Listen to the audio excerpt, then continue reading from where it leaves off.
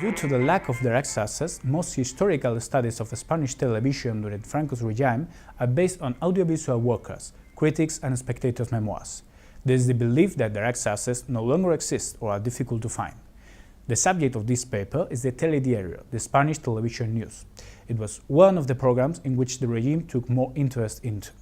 In order to build an exhaustive study, the paper introduced for the first time complete program schedules, recovered from La Vanguardia, ABC, and Teleradio, and above all, TVE's emission parts that would retrieve from the Archivo General de la Administración, the Spanish state's most extensive archive.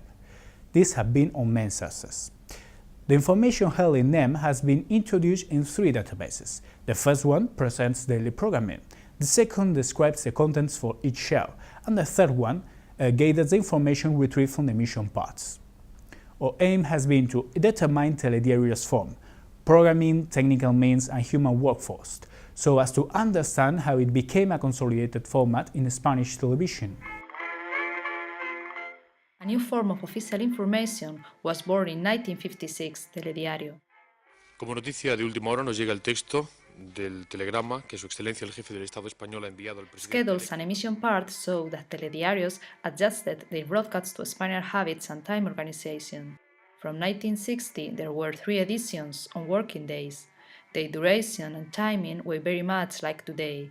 However, on weekends, their timing and schedule were still loose due to change in laboral regulation and the importance that Spaniards gave to sports and entertainment on resting days.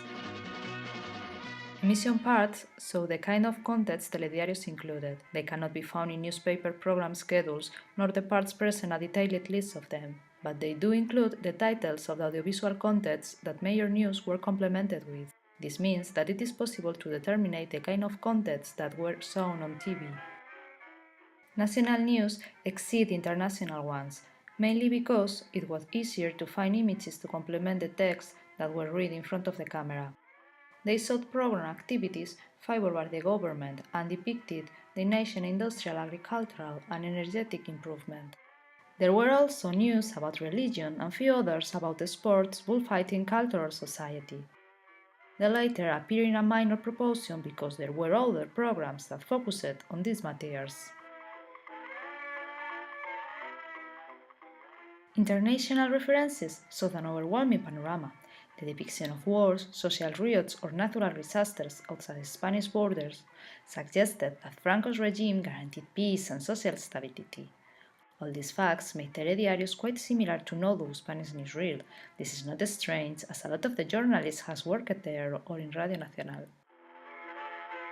Emission parts show the improvisation and lack of technical means of Franco's telediarios as well. There are many punctualizations about mistakes during the broadcast or the edition of particular news.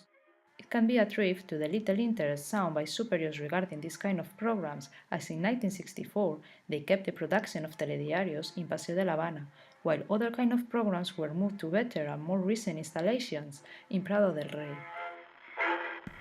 This paper stressed the need of direct access in order to produce a critical, systematic and rigorous history of Spanish television. Study groups sharing data and methodologies are also essential. This way, it will be possible to improve our knowledge about the origins of the media and the programs that constitute an important part of our visual memory.